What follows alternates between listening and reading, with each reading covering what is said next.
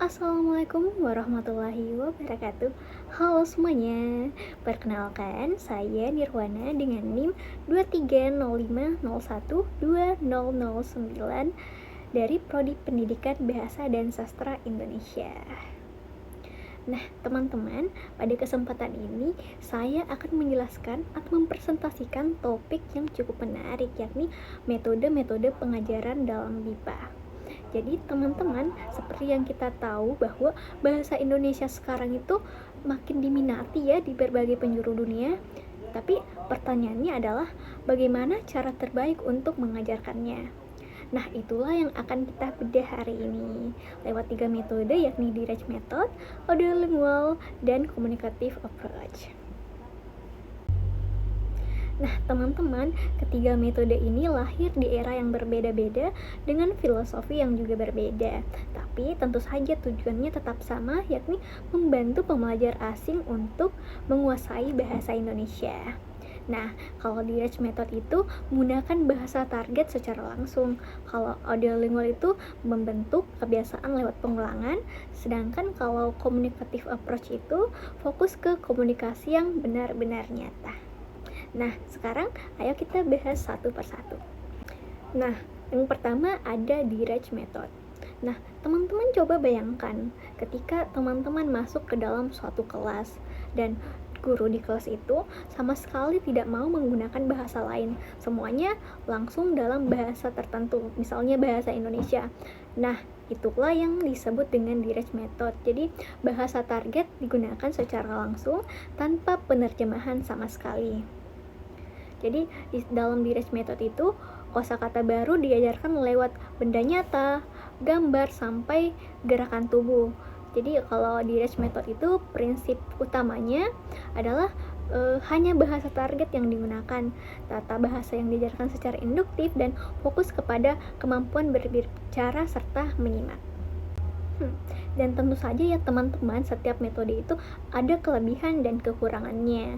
Nah, kalau kelebihan dari direct method itu kemampuan berbicara pembelajar itu tentu saja berkembang jauh lebih cepat ya, dan suasananya terkesan lebih alami, terasa lebih alami. Tapi di sisi lain, metode ini sangat bergantung pada kemampuan atau keterampilan pengajar dan cukup sulit untuk diterapkan untuk materi-materi yang abstrak. Oke, teman-teman, itu tadi terkait dengan direct method. Sekarang kita beralih ke metode audiolingual. Jadi kalau audiolingual sendiri itu metode yang berakar dari teori behaviorisme yang sempat dibahas pada pertemuan sebelumnya oleh teman sekelas kita juga. Jadi dia memandang bahasa sebagai kebiasaan yang dibentuk lewat pengulangan terus-menerus atau bisa disebut dengan drill. Jadi menyimak dan berbicara selalu didahulukan, bahasa ibu itu dihindari sepenuhnya, dan misalnya jika terjadi kesalahan harus langsung dicegah sejak awal supaya nantinya itu tidak terjadi kebiasaan yang keliru. Nah, dalam audiolingual itu ada sekitar 6 teknik drill utama yang biasa dipakai, yakni repetition drill atau siswa mengulang kalimat guru. Kemudian ada substitution drill, yakni mengganti satu unsur kalimat. Ada transformation drill, yakni mengubah bentuk kalimat. Kemudian ada juga latihan berantai yang seru karena melibatkan seluruh kelas, atau bisa disebut dengan question and answer atau can drill.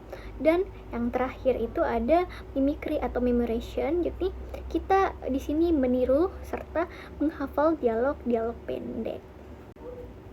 Nah, kita sekarang beralih ke metode yang ketiga, yakni communicative approach.